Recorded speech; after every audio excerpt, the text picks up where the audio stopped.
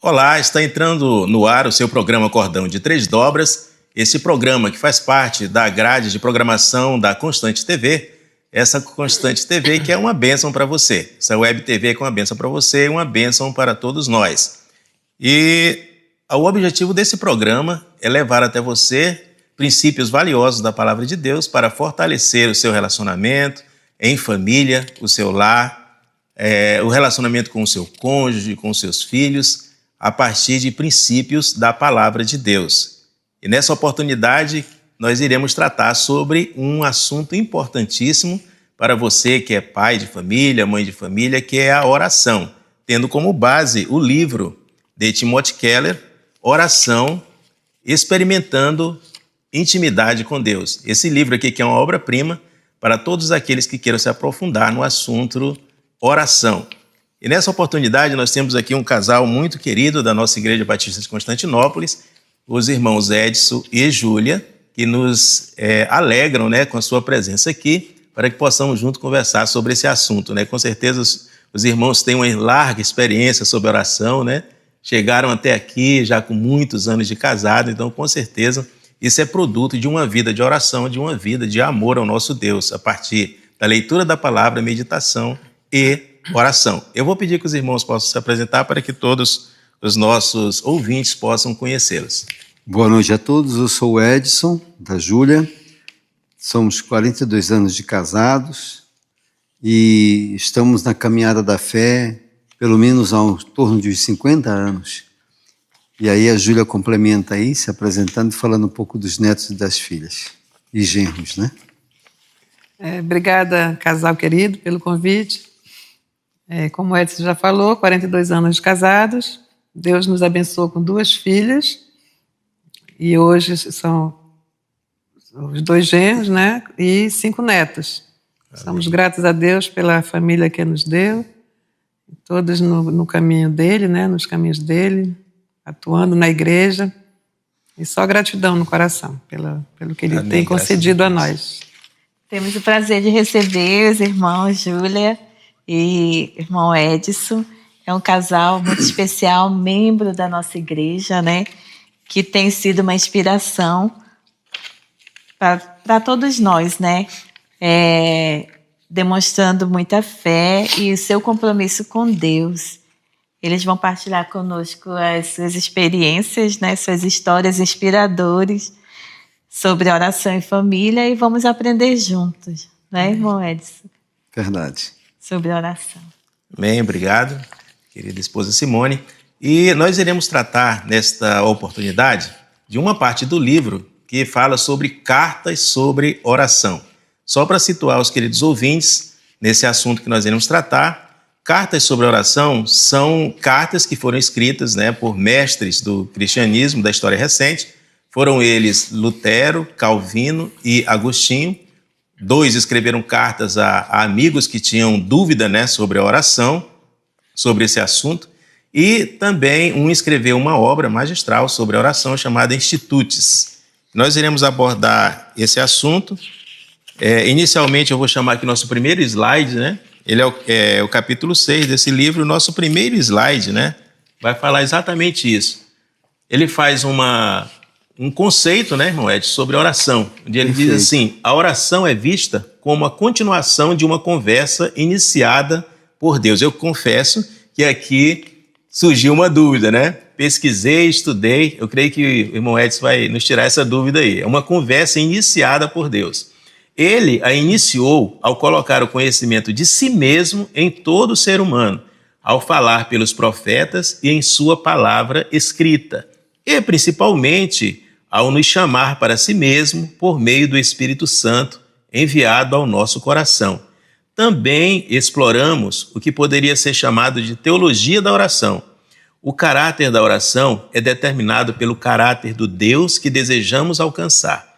O Deus a quem os cristãos oram é triuno. Perfeito. Deus Pai, Deus Filho e Deus Espírito Santo. Irmão Edson.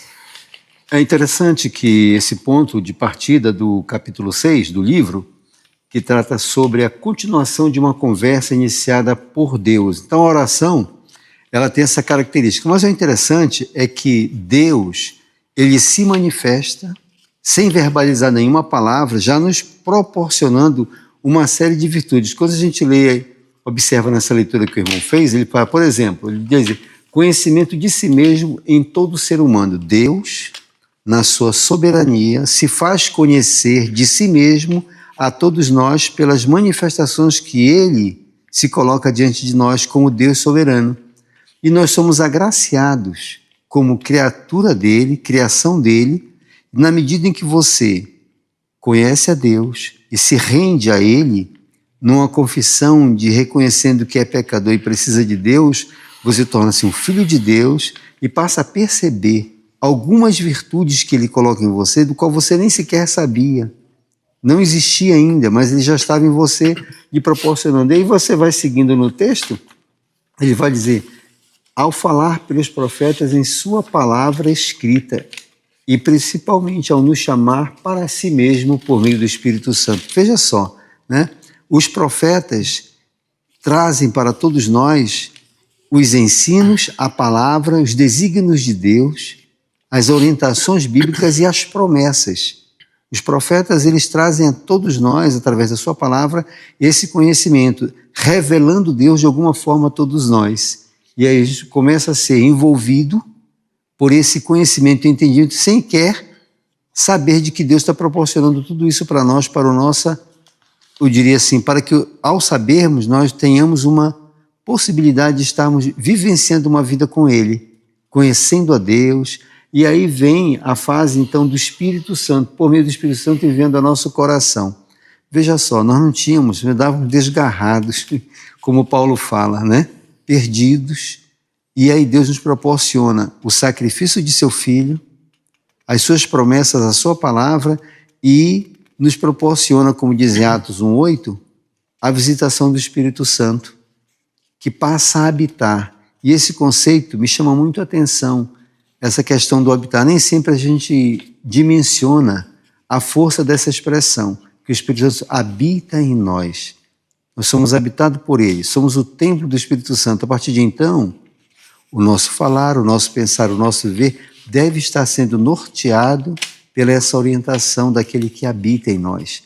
E muitas das vezes a gente finda falhando na nossa caminhada por não percebermos, por percepção e sensibilidade, de que o Espírito Santo está conosco, nos orientando, nos proporcionando a capacidade de discernirmos a boa e perfeita vontade do Senhor.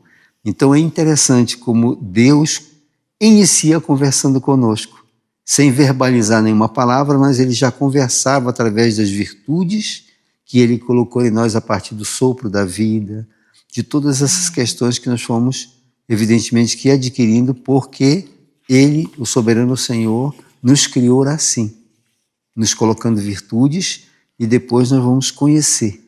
E a partir da oração, nós vamos aqui tratar de como é interessante e de como é bom e de como esse dispositivo que Deus nos proporciona, que é a oração, é o elemento condutor do nosso relacionamento com Ele.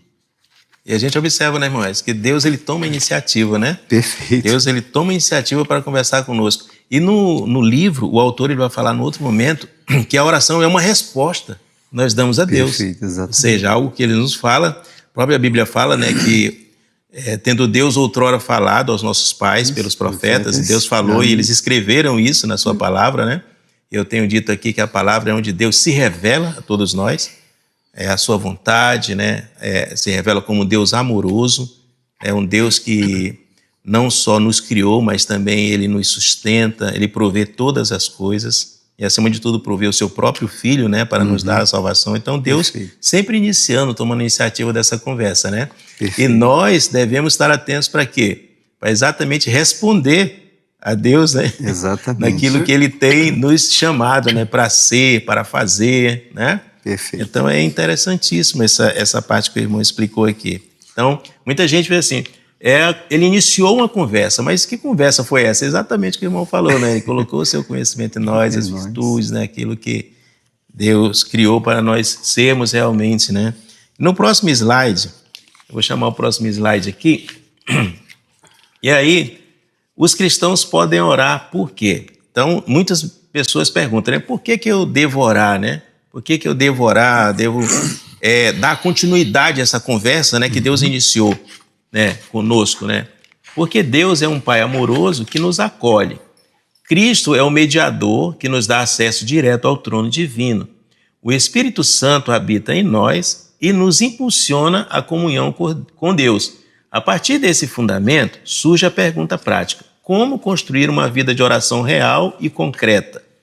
A resposta começa com o reconhecimento de que Deus e o Evangelho são fontes espirituais que sustentam a oração. Mas como oramos de fato? É uma pergunta, né? Perfeito. Como oramos de fato, né? Exato. Eu fico pensando que a oração, esse diálogo que nós temos com Deus, a oração, esse componente indispensável para o nosso viver, como oramos de fato? A oração precisa que nós tenhamos um entendimento de como devemos orar. Nós vamos observar que ao longo do livro ele vai estar falando de 3 personagens interessantes: Agostinho, Lutero e Calvino. Todos eles tinham grandes experiências de oração, escreveram sobre, mas é interessante como a gente percebe que a oração, ela precisa ser construída.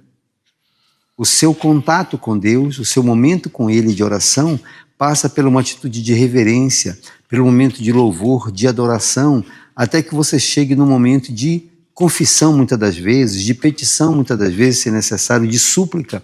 Todos esses componentes que fazem parte da oração é interessante. Agora, uma coisa que me chama a atenção nesse ponto é que, na linha do tempo do relacionamento de Deus conosco, a gente sempre vai perceber na palavra: Deus é o Pai amoroso que nos acolhe. Cristo é o mediador, aquele que nos comprou. E o Espírito Santo é o Consolador, aquele que habita em nós. É interessante que todos nós que professamos a fé cristã, nós temos que sempre ter uma cosmovisão clara dessa promessa, desse contexto da fé, aonde esse conjunto de atuação do Pai, do Filho e do Espírito Santo são os componentes mantenedores da nossa conduta e da nossa caminhada de fé. Se compreendermos esse pensamento bíblico, nós estamos no centro da vontade de Deus, se assim praticarmos. E a oração, ela vem exatamente dentro dessa compreensão e desse entendimento. Então, ali na leitura que nós fizemos, né, ele deixa claro ali, ele começa iniciando que Deus é um Pai amoroso, né? Coloca Perfeito. Deus, Cristo e Espírito Santo. Exatamente. Então, mas como oramos de fato, né? Primeiramente é o diferencial. Deus, qual é o outro Deus que você conhece que é um Deus triuno? Né? Somente o nosso Deus, né? O Deus Todo-Poderoso que criou todas as coisas. Então já é um diferencial, né? Então, para quem nós dirigimos a nossa oração, né? É um reconhecimento de que Deus e o Evangelho são as fontes espirituais que sustentam a oração. Então, reconhecer. Então, ele se revelou na sua palavra. Nós precisamos entender quem é esse Deus, conhecê-lo. Perfeito. Conhecê-lo para que nós possamos realmente orar de fato. Porque quando nós não conhecemos uma pessoa, fica difícil a conversa, né? A gente não consegue se comunicar direito, né? Não tem aquela afinidade, não tem aquela, digamos, até uma intimidade, né? Pede-se aí a conversa, ela fica limitada a algumas coisas, algumas palavras, algumas ideias, na superficialidade, né? Perfeito. Mas nós precisamos ter essa clara compreensão de que o nosso Deus é um Deus triuno, né? Sim. Deus Pai, Deus Filho e Deus Espírito Santo. Deus Todo-Poderoso, né? Que fez todas as coisas, que pode, como diz, né, Efésios, que pode fazer infinitamente mais do que tudo quanto nós pedimos e pensamos conforme o seu poder que opera em nós. Esse é o nosso Deus, Deus Todo-Poderoso. Eu vou chamar o próximo slide, e aí ele vai falar agora sobre os três mestres, né, do cristianismo da história recente, né? Agostinho, Martinho Lutero e João Calvino. Agostinho e Lutero redigiram cartas pessoal a um conhecido orientando sobre a prática da oração. Calvino, por sua vez, incluiu um tratado magistral sobre a oração em seu resumo da doutrina às institutos. Isso é uma obra literária, né, conhecida, né, eu já tive a oportunidade de, pelo menos o preâmbulo, já li alguma coisa, mas o que me marcou, né, foram essas cartas, né, que Lutero escreveu e também Agostinho, né? Agostinho escreve uma carta para uma senhora, né, viúva, tão nova, né, que tinha dificuldade, né, em oração. E ali, essa carta, ela revela, deixou um conhecimento muito grande, né, muito rico, do que Agostinho pensava sobre a oração. E Martinho Lutero também. Né? Eu gosto muito, né, do ensinamento de Martinho Lutero, quando ele, primeiramente, ele já inicia falando, né, que ele orava 2 vezes por dia. Né? Um homem de oração. Um homem de oração. Eu não sei se o pastor Tim Keller se inspirou, mas no início de tudo, no início do livro, ele diz que ele mais a esposa, né, por estarem passando por um problema extremamente delicado, eles oraram 2 vezes por dia. Iniciaram assim, né? Ele relata que depois de muitos anos, mesmo distantes, eles faziam uma ligação, né, telefônica, e ali eles oravam, né? E aí eu fico imaginando, irmãos, como é essa vida de oração para nós cristãos, né? E a Bíblia, ela relata isso, né, em Lucas, né? Ele fala, Lucas 18, fala que Jesus, ele contando a parábola do juiz iníquo, né?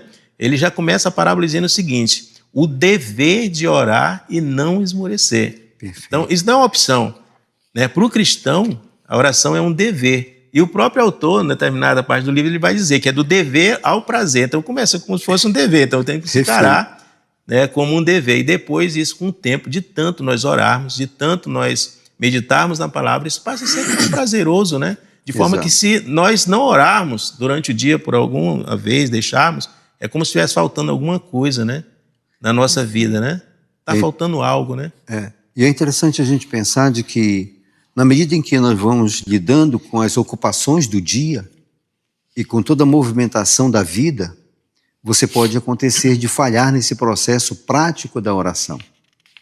E você, às vezes, ser pego de surpresa por não estar fazendo aquilo que é uma prática cristã, um dever, como foi falado. Agora, é interessante que a gente construa os hábitos de estar na presença de Deus, de orar e de pensar. Priorizando os hábitos a oração. De pensar. Isso é importante. Certa vez eu vi alguém dizer assim, um pastor disse assim: Edson, nós temos que pensar como Deus pensa. Essa pergunta ficou assim na minha mente, de pensar como Deus pensa. Se conhecemos a palavra e se ela nos instrui, é fácil nós percebermos e desenvolvermos uma maneira de pensar como Deus pensa, porque a sua palavra vai nos informar, nos levar a compreender, e na medida que o tempo vai passando e você vai amadurecendo no conhecimento de Deus e criando intimidade, os seus pensamentos vão estar navegando conforme os pensamentos de Deus.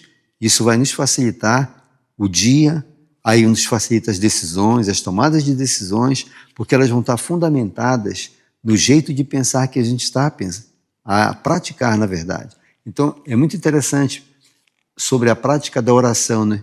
A prática da oração é um dever que tem que ser praticado. E na medida que você me faz lembrar sempre, eu cito isso, o livro de Billy Graham, quando ele fala que a questão da vontade de orar, né?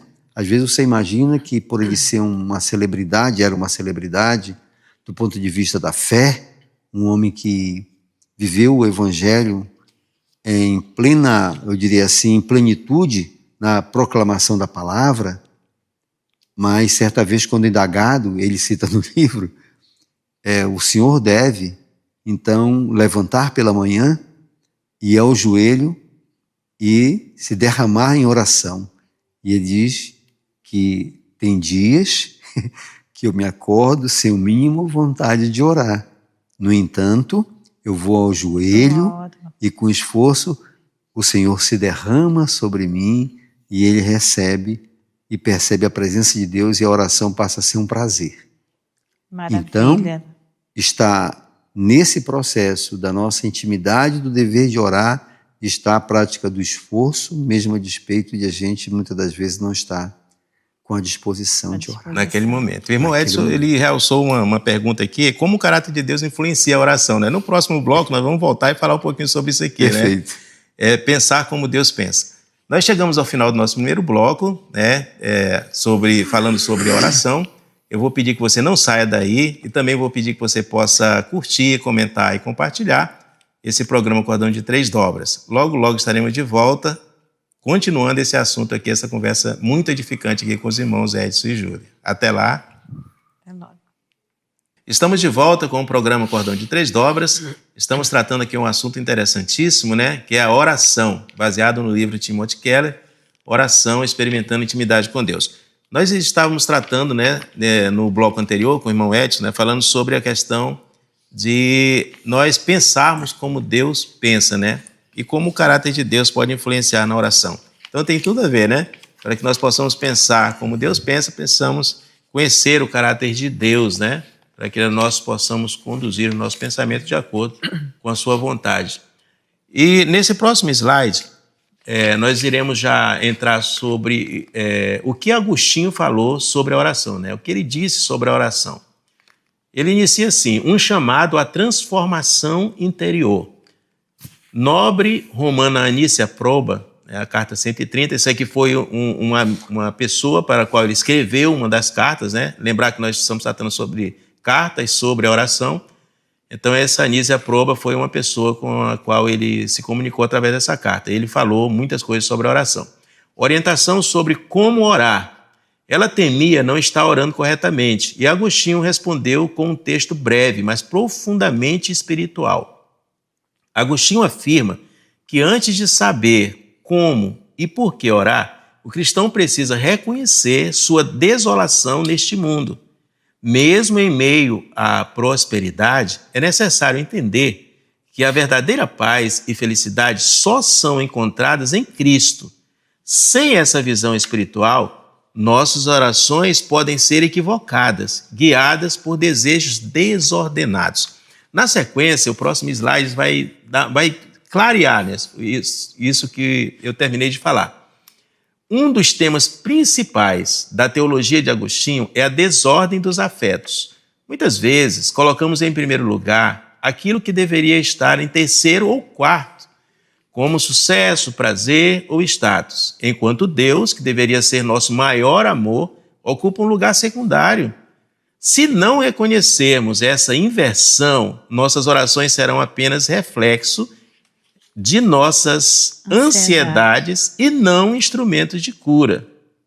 Por exemplo, se olharmos para a nossa prosperidade financeira como a fonte principal de segurança e confiança na vida, quando nossa riqueza correr grave risco, clamaremos a Deus pedindo ajuda, mas nossas orações não passarão de preocupações voltadas na direção de Deus, Timothy Keller escreveu aí na página 96.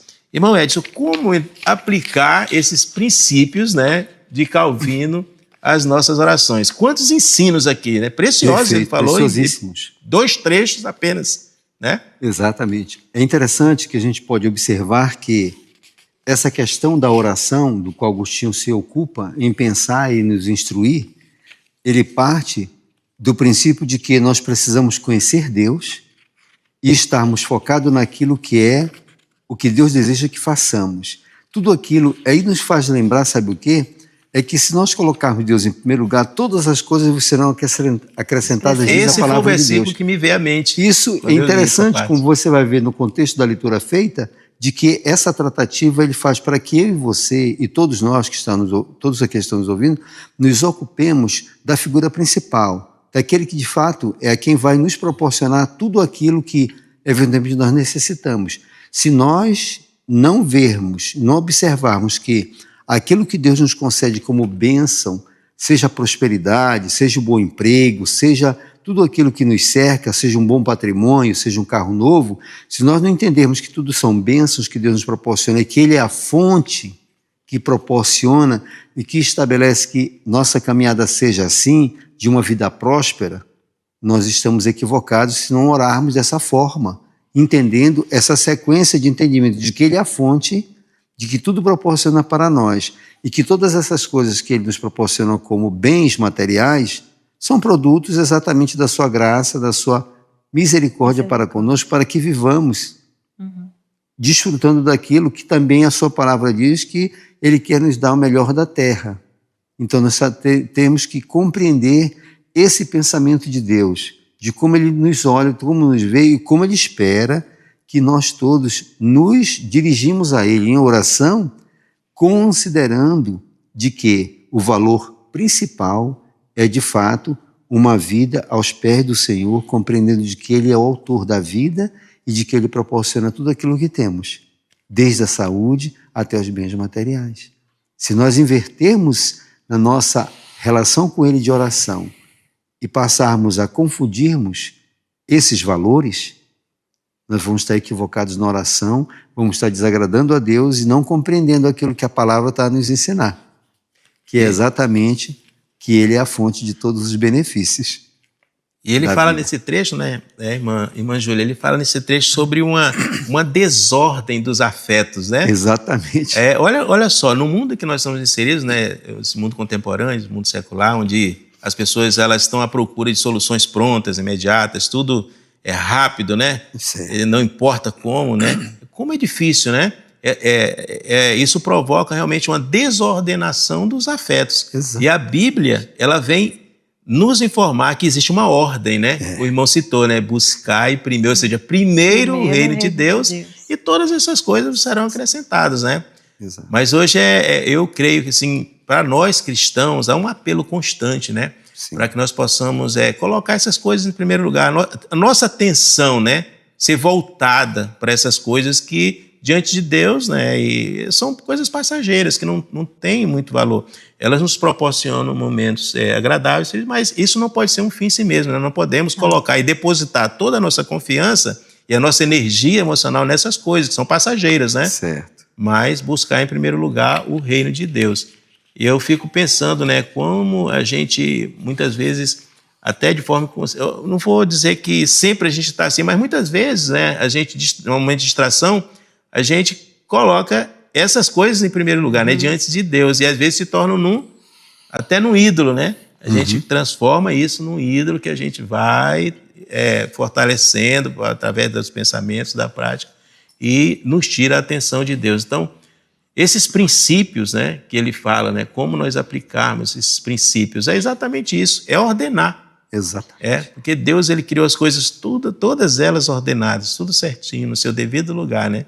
E o autor fala assim, Deus a quem deveríamos amar acima de tudo é alguém que talvez conheçamos, mas cujo favor e presença não são da perspectiva existencial, tão importante para nós quanto a prosperidade, o sucesso, o status, o amor e o prazer. Então, por isso que há uma desordem aí, né? A gente devemos amar e buscar em primeiro lugar a fonte de toda a bênção, né? Que é o nosso Deus. Né, irmã Júlia? Verdade, irmã. E as nossas orações, elas ficam assim, ó, como uma preocupação, ele fala no final ali, né? Passarão a ser preocupação voltada na direção de Deus, né? Perfeito. E é onde fica a adoração, aonde fica, né, a confissão, né? A súplica. Perde todo o sentido, né, a oração. Exatamente. Então, realmente, nós devemos focar nessa questão e não deixar que essas coisas realmente nos tire a atenção e mude a nossa motivação, né? Com que motivação nós oramos, né? Perfeito. Será que é para realmente olhar Deus como um Deus, não como Ele é, ou mais como um Deus que é reconhecido por nós como aquilo que Ele pode nos dar? Exato. Né? Perfeito. Então a gente acaba fazendo essa confusão aí, realmente, como Deus ele é onisciente, né, onipresente, onipotente, Ele sabe de todas as coisas e Ele vai fazer exatamente aquilo que é o melhor para nós. É um Pai amoroso, como nós vimos no início, né? É um Deus que nos ama, que cuida de nós, é um Deus que está sempre nos ajudando nas nossas fraquezas, é um Deus que, se nós buscarmos realmente como quem Ele é, não por aquilo que Ele pode nos oferecer, nós iremos, com certeza, aproveitar momentos felizes na Sua presença. E né, descansar em segurança, né? Quando confiamos Perfeito, no Deus, na exatamente. fonte de todas as bênçãos, que é o nosso Deus.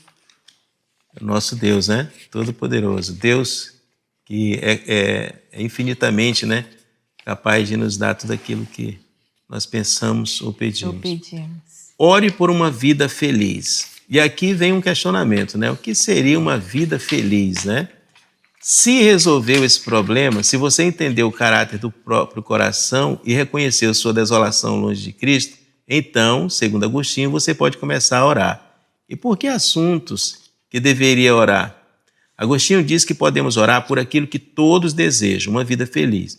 Mas essa felicidade não está nas comodidades passageiras, e sim na presença de Deus. É essa lógica, né? Totalmente inversa, Totalmente né? inversa. Totalmente, a lógica do mundo inversa totalmente da lógica de Deus, né? Que muitas vezes... E aí é algo que eu chamo a atenção, né? Em quem você tem colocado a sua felicidade? Porque essas coisas são passageiras, né? A única coisa que permanece para sempre é a palavra do Senhor e é Deus.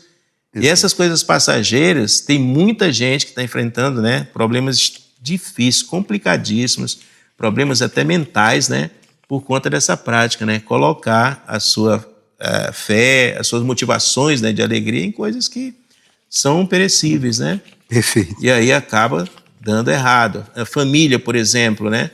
Hoje nós vemos que pessoas trocam, né? Trocam a sua família por coisas tão passageiras, coisas tão fúteis, né? Exato. Coisa que não vão, além de desagradar a Deus, não, eu costumo dizer, não vai levar nada a lugar nenhum, né? E às vezes são famílias tão lindas, né? Que são desfeitas por conta desse tipo de atitude.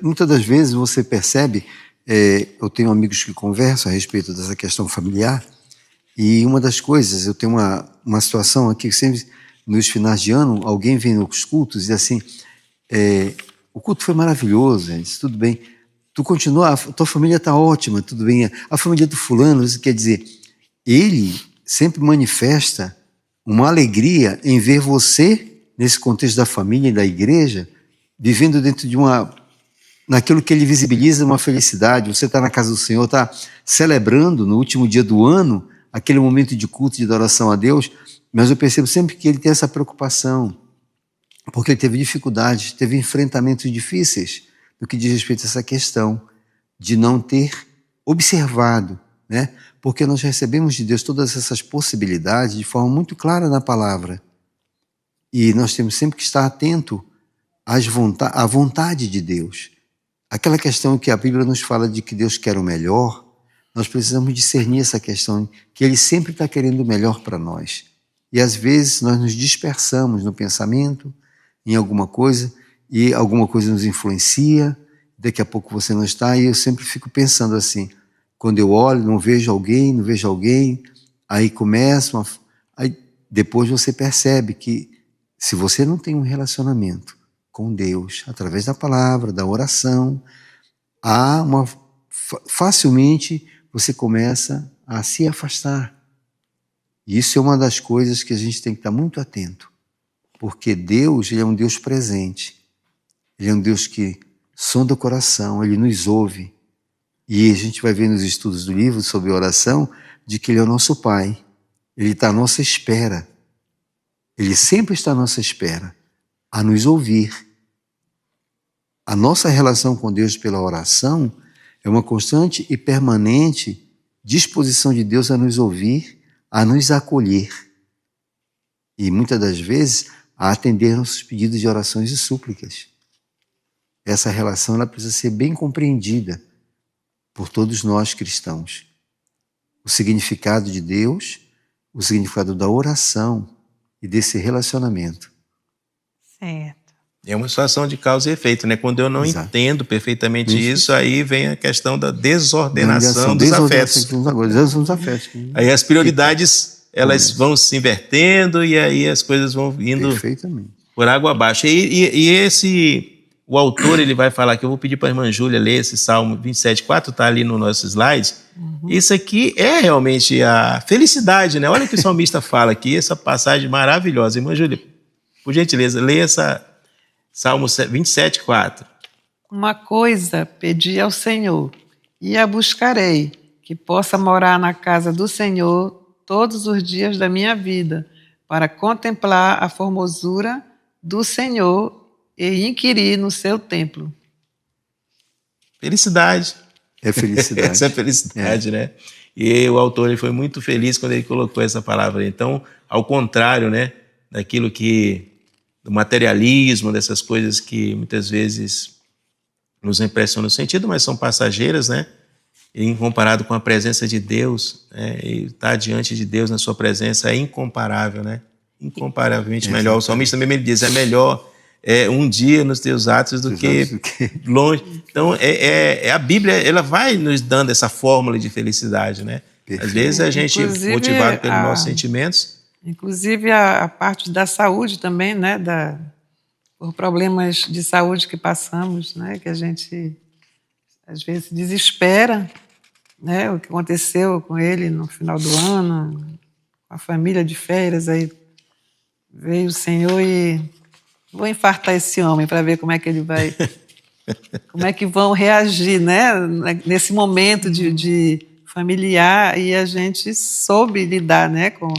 Principalmente ele, porque a parte da família teve que seguir viagem, né? Estava programado, e nós ficamos para trás, mas o Senhor ficou conosco naquele período, sustentando, nos dando força, e graças a Deus tudo deu certo, e é isso que a gente tem que, né? Agradecer a Deus por bênçãos que Ele nos dá, provações, mas que no final é só gratidão. Isso aí é produto de uma vida, né, que realmente tem prazer, né, de estar na casa do Senhor e contemplar. E nesses momentos de dificuldades, né, a gente tem essa força, né, digamos assim, essa reserva de combustível, né? Porque se realmente nós não tivermos, né, a presença do Senhor inquirindo no seu santo templo, né, e todos os dias da vida o salmista ele expressa esse desejo de contemplar a formosura do Senhor nesses momentos difíceis, eles se tornam muito mais difíceis, né? Quando nós enfrentarmos, né? O autor do livro fala assim, que essa é a oração fundamental por uma vida feliz, que brota da mente que o Espírito purificou de ilusões. Agostinho escreve: amamos a Deus, portanto, pelo que Ele é em si mesmo, e amamos a nós mesmos e nosso próximo por causa dele. Então, essa é a oração fundamental por uma vida feliz, né? E aí a gente volta aqui, a palavra de Deus fala, né? Amar a Deus sobre todas as coisas e ao próximo. Assim como a ti mesmo. Eu fico imaginando, imagine se a nossa sociedade realmente colocasse isso em prática, né? Colocasse Deus em primeiro lugar, amasse a Deus sobre todas as coisas e ao próximo como a ti mesmo. Tudo seria tão diferente, né, irmão? Sem dúvida. Tudo seria tão diferente, né? A sociedade, poxa, seria muito, muito diferente do que a gente vê por aí, né? Essa coisa triste, né, que nós vemos hoje, né? Onde a sociedade vai virando as costas para Deus, vai se afastando, cada mês vai produzindo coisas que são diametralmente opostas, né, aos princípios, aos valores, né, ao que Deus deixou, né, para os homens. Nós iniciamos essa conversa falando sobre a questão de que Deus ele iniciou essa conversa, ele colocou em nós o conhecimento, né? Perfeito. Então, esse afastamento produz o que a gente está vendo, né, hoje, né, na sociedade. Extremamente difícil. Hoje você viver, né, nesse mundo, é um mundo tenebroso, um mundo que ensina coisas aos nossos filhos, né, que os valores investidos, que todo tempo atacando a família, né, é algo que nos deixa muito entristecidos. E nós sabemos que isso só é possível se nós realmente estivermos contemplando a formosura do Senhor. Muitas das vezes eu fico pensando as expressões que a Bíblia nos traz, né, que o mundo jaz no maligno, né? Essa expressão, ela tem uma dimensão interessante. Hoje, na sociedade que vivemos, nós percebemos de como a penetração desses princípios e dessas ideias, elas vão minando, aí vão destruindo famílias, e você percebe claramente. Aí o cuidado nosso qual é? Eu estava, há coisa de 2 semanas, acompanhando Moisés, e me surpreende muito, assim, as crises que ele vivenciou, mas a forma como ele lidou com a situação. E eu penso que a oração, ela tem um papel extraordinário, porque você começa a ver a ação de Deus diante de ti, diante dos teus olhos, ele promovendo mudanças naquilo que aparentemente estava... Parecia impossível, parecia impossível. Cada crise é uma preocupação, para onde vai, para onde a gente vai caminhar, daí Deus vem e proporciona através das súplicas que restaura aquela situação, renova, e ele lida muito bem com isso. Não fica triste, não amaldiçoa, Ele sempre diz que Deus está no controle. Está no Amém. controle de tudo. Irmão Edson, é um assunto interessante que o irmão iniciou aqui, vai estar no nosso próximo slide. Eu vou chamar nosso intervalo, nós vamos voltar rapidinho, não saia daí com o seu programa Cordão de Três Dobras, continuando esse assunto interessantíssimo aqui. Até já. Estamos de volta com o seu programa Cordão de Três Dobras. Eu gostaria de dar continuidade chamando o nosso próximo slide. Nós encerramos o segundo bloco falando sobre algo muito interessante, o irmão Edson contando um testemunho aqui, né, no convívio com o seu irmão, o irmão Moisés, nosso irmão em Cristo. E o próximo slide vai dizer assim: orar por outros motivos.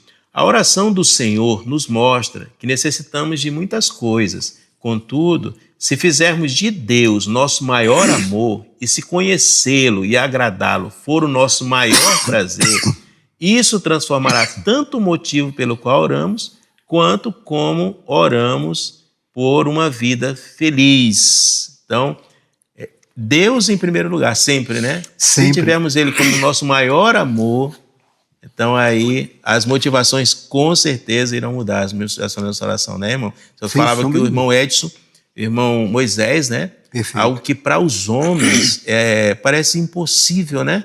Mas a gente tem acompanhado também, né? Ele participou do nosso grupo lá, do estudo do livro de oração, as dificuldades que ele enfrenta, né, ao longo dos anos. E eu tenho certeza que o que sustenta, às vezes eu converso com a Simone, né? O que sustenta o irmão Moisés é a oração. Sem Eu sombra não de tenho dúvida. dúvida nenhuma. Sem E é sombra. impressionante que da última vez ele estava, né, atravessando um momento delicado, né? Ficou internado. E foi pedido oração, todos nós oramos, apresentamos ele diante de Deus. E eu vi mais um milagre aí. Eu vi um milagre. De repente ele está numa situação extremamente desfavorável. Sim. E o irmão voltou, a dor passou, o médico se assustou porque não entendeu aquilo ali, parece que iam fazer uma cirurgia, né? Ele ia fazer um procedimento. E o médico, ao chegar na quinta-feira, percebeu que a perna tinha desinchado. Quando foi na sexta, melhorou ainda mais. E no sábado, ele concluiu que ele tinha que dar alta, porque não tinha mais o que fazer. Não tinha mais o que fazer. Do ponto de vista da situação que estava tão grave. E ele veio para casa. Como explicar isso, irmão? Exatamente.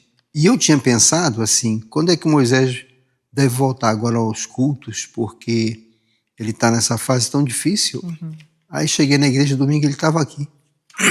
Para surpresa de todos nós, né? Quer dizer, uma surpresa agradável, né? Agradável, exatamente. Então a gente percebe que a oração e você crer de que Deus está cuidando de todo e de todos, e nesse sentido de ele estar numa condição tão adversa, Deus proporcionou a ele exatamente uma situação de alegria, de renovo. Verdade. E é assim que ele está num De alívio, né? De Ele alívio. reclamava, E dizia de gratidão, que né? doía bastante, né? Doía bastante. Deus, ele é exatamente esse leniente, né? Ele cura, né? Exatamente. Ele põe a sua mão sobre a dor. Esse é o nosso Deus Todo-Poderoso. Amém. E nós podemos conversar com Ele em oração e apresentar isso diante dele, né? Aí vai a pergunta, né? O que realmente nós precisamos, né? O que nós precisamos, afinal de contas, para ser feliz e para viver nesse mundo, né? A gente olha para a sociedade e a gente vê uns valores totalmente invertidos, né? Tanta gente que acha que para viver nesse mundo precisa ter tudo e todo aos seus pés. E nós precisamos tão pouco. Precisamos trazer isso para o equilíbrio, né? O próximo slide vai falar sobre isso aí. Isso é uma parte, assim, de um versículo que está lá em Provérbios, né? No capítulo 30, de 7 a 9, que o que aflora, né, da leitura, né, dessa parte aí? Equilíbrio. Sim. A Bíblia, ela nos traz para o equilíbrio, sempre de forma equilibrada, né? Essa é a vontade de Deus. Não me dê nem pobreza, nem riquezas. Alimente-me na quantidade apropriada para que eu não me farte e o negue, né? Ou para que não empobreça e roube e tome o nome do meu Deus em vão. Equilíbrio. Nós precisamos exatamente disso. Deus, o que nós precisamos para viver? Que o Senhor possa nos suprir nas nossas necessidades. Que eu não venha nem estar num extremo e nem no outro, mas que eu possa estar no centro da tua vontade, fazendo aquilo que te agrada. E esse é uma petição, né? O escritor, ele faz esse pedido e Deus, com certeza, ele atende, né? Porque ele é um Deus fiel às suas promessas. Ele faz promessa, eu costumo dizer que o único que faz promessa e cumpre é Deus. O homem faz promessas e não cumpre, né? Exatamente. Dificilmente ele vai cumprir as promessas que faz. Se nós olharmos para o mundo político, é um celeiro de exemplos, né? Exato. Então Deus, ele é um Deus todo-poderoso, que ele promete e faz aquilo que ele prometeu. Considere a petição: ó Senhor, dá-me um emprego para que eu não fique pobre. Um pedido adequado para apresentar a Deus. Aliás, no fundo, é o mesmo que orar: o pão nosso de cada dia nos dá hoje. No entanto, a oração de Provérbios 30 revela a única motivação apropriada por trás do pedido. Se você se puser a orar simplesmente sem reconhecer a natureza desordenada dos afetos do coração, a intenção da sua oração será: faça-me o mais rico possível. Para quê? Exatamente. Não é verdade? É uma incoerência, né? Com relação a essa questão. É interessante, estou pensando, você falando, lembrando aqui, essa questão do equilíbrio, né? De como Deus proporciona as situações e ele alinha tudo de tal forma tão perfeita. No momento do exílio, do êxodo, havia necessidade da alimentação. Aí Deus providenciou o maná. E é interessante que ele dá uma orientação para que eles não deixassem para o dia seguinte, não guardassem. Não guardasse. Porque ele é um Deus que provê todas as coisas. É o Deus do equilíbrio. Nele está todo o poder. Nele está toda a perfeição. E ele orientou. Mas o povo não entendeu. E findaram cometendo o erro de armazenar. E a ordem era simplesmente: colha somente o que você vai precisar para aquele dia, né? Dia. Veja os cuidados de Deus, né? A perfeição de Deus, o equilíbrio nas coisas. Que cuidado maravilhoso. Como ele é um Deus da coerência, né? E às vezes a gente se vê diante de situações tão diferentes do homem, né? No que diz respeito a essa compreensão. E essa questão, por exemplo, né, do Provérbios 3, 7, 9. Na verdade, é um provérbio que, se você aplicar, perceber e entender, você vai estar fazendo não só a vontade de Deus, mas vai estar trazendo uma solução para a sua vida na prática daquilo que a palavra está orientando. E quando nós pensamos, né, irmão, que tem muita gente que vive de forma desequilibrada, tantas pessoas com problema de ansiedade, Pois é. problema de depressão, problema de relacionamento. Exatamente. Olha como a verdade está aqui, ó. A palavra de Deus, né? Ela é viva, né? Ela está dizendo: olha, você quer ser feliz, quer levar uma vida tranquila, saudável, mentalmente, né? É só isso aqui. Equilibra. Deus está chamando, é um convite, né? E a gente fica observando que na palavra de Deus sempre tem essa questão de quando nós desequilibramos isso, aí vem uma série de problemas. E a Bíblia vem dizer assim: olha, a questão da ansiedade, né? Uhum. Olha os lírios do campo, né? Observe. Olha, eles não fiam, eles não tecem. No entanto, nem Salomão, em toda a sua glória, se vestiu como eles. Perfeito. Olha os passarinhos, nenhum cai, nenhum vem ao chão e não seja. E às vezes a gente fica, né? Nós, se a gente olhar, às vezes cristãos mesmo, né? Que detêm essa palavra, muitas vezes envereda por esse caminho. E se falar na sociedade, hoje é uma sociedade doente, né? As pessoas procurando coisas para preencher, né, esse vazio, muitas vezes causado por isso aqui. Né? O que é que eu preciso para viver nesse mundo? Né? Será que eu tenho que deter toda a riqueza do mundo e ver o meu irmão passando necessidades, né, básicas? Né? Coisas assim que precisa fazer uma reflexão, né, sobre isso aí. Nós temos esse ministério na Missão Vida. Eu conversei com uma família. E o rapaz do qual conversava, dependente, eu percebi que na conversa ele tinha tudo em casa. E eu fiquei pensando, e em oração, como é que ele vai lidar com a situação lá no período que ele vai ficar. Levamos ele para lá e ele não conseguiu ficar um dia. Poxa. Porque os benefícios que ele tinha, de tudo muito pronto, muito na hora, ele não teve como ficar. Quer dizer, a vida oferece todos esses benefícios, mas você precisa saber lidar com todas essas possibilidades. Eu sei que é desafiador, mas eu tenho visto Deus operar maravilhosamente na vida de pessoas que estão nesse processo e que conseguem, pela oração também, pela oração, através da oração, ter a sua vida resgatada, ter os seus hábitos mudados, modificados. Só Deus e só oração.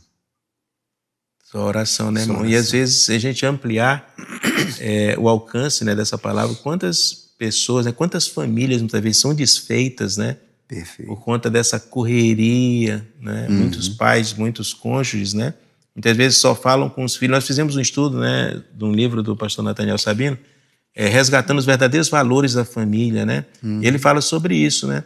Quantos pais, né, perdem, eles negligenciam ou perdem de ter um tempo de qualidade com os filhos, correndo atrás de coisas, né, que em detrimento da família são coisas desprezíveis e sacrificam a família, os relacionamentos, né? Não tem mais tempo. Muitas dizem, olha, não tenho tempo para isso, não tenho tempo para aquilo. E essa correria desenfreada, né, para ter riquezas, para ter mais e mais e mais e mais e mais, e perdem coisas tão simples da vida que pode trazer tanta alegria ao nosso coração, né? Exatamente. Então, e a maior riqueza está ali, próximo dele, ele não enxerga, né? Que é o relacionamento, um afeto. E não consegue enxergar, com a família, né? A convivência. Uma convivência com um tempo de qualidade, de conversa, de ensinamento da palavra de Deus, de oração, né? Como é importante isso para a família. É um relacionamento, assim, uma demonstração de um amor muito grande. Orar e ensinar o filho a seguir os caminhos do Senhor. Porque é um ensinamento para a eternidade, né? Verdade. E vai ter reflexos em várias áreas da vida. Não tenho tempo, né? Já viu? Vamos trabalhar em algum departamento da igreja, algum ministério, eu não tenho tempo. Não tenho tempo. Eu tenho a correria, né? Correndo atrás de quê, meu irmão? Olha só. Vamos refletir um pouco, né? Pensar, meditar um pouco na palavra de Deus.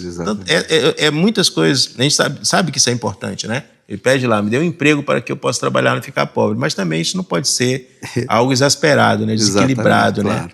É algo que o autor vai falar, essa desordenação dos afetos, né? Exato. O próprio autor fala também, ele faz uma analogia de um menino de 8 anos brincando com um caminhão que se quebra, né? Aí ele, desconsolado, chora, a criança chora e pede aos pais que consertem o brinquedo. Aí o pai, ele lhe diz assim, que um parente distante, que você nunca conheceu, acaba de falecer e deixou $100 milhões para você. Qual será a reação da criança? O autor pergunta. Chorará ainda mais alto até que seu caminhão seja consertado. Ele não dispõe de capacidade cognitiva suficiente para reconhecer sua real condição e se sentir consolado. Da mesma forma, os cristãos falta a capacidade espiritual de perceber tudo que temos em Jesus. Né? E esse motivo pelo qual Paulo ora para que Deus dê aos cristãos a capacidade espiritual de compreender a altura, a profundidade, a largura e o comprimento da salvação de Cristo. Em Efésios 3 e Efésios 1, versículo 17 e 8, nos fala sobre isso. E essa é uma oração que deve ser de todos nós. Senhor, abre os meus olhos para que eu possa... Em outra parte do livro, irmão Edson e irmã Júlia, ele vai falar o seguinte, que nós somos riquíssimos, só que nós não conseguimos enxergar. O autor vai falar isso. Vocês são ricos, mas vocês não conseguem enxergar isso, exatamente porque é a inversão, né? Esse desequilíbrio. Nesse slide aqui, é algo que me chamou muita atenção, e aí eu vejo que muitas vezes as pessoas se desesperam. Né? É algo aqui que às vezes traz o desespero. A irmã Júlia falou com muita propriedade aqui, na situação em que o irmão Edson passou, acho que foi ano passado, foi esse ano, né? Dezembro. Esse problema de infarto é algo extremamente delicado, né? Para a família, né? Para as pessoas que o amam. É a questão da tribulação, né? As tribulações, elas podem nos fazer bem. Como entender isso, irmã? como entender isso, né? As tribulações podem nos fazer bem. Parece ser algo que soa, né? Que arranha em nossos ouvidos. Como as tribulações podem nos fazer bem, né? Traz uma reflexão. No entanto, por serem difíceis e dolorosas, oramos para que sejam afastadas de nós. Deveríamos orar, então, pela alteração das circunstâncias ou apenas por força para suportá-las. Qual é a opção, né? Agostinho aponta para a oração do próprio Jesus no Getsêmani. Afasta de mim este cálice. A submissão a Deus, no entanto, não a minha vontade, mas sim a tua seja feita, né? Sempre a vontade de Deus, né?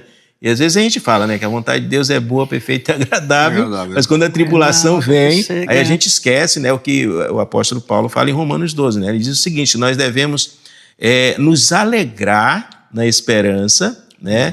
Ser pacientes nas tribulações, ou seja, é uma certeza a tribulação vem, em algum momento a tribulação vem, e perseverar na oração, né?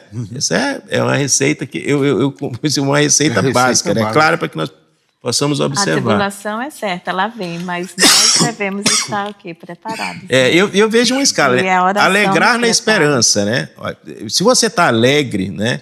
Quando a tribulação veio, eu falo, você vai ter mais combustível para passar por essa tribulação, né?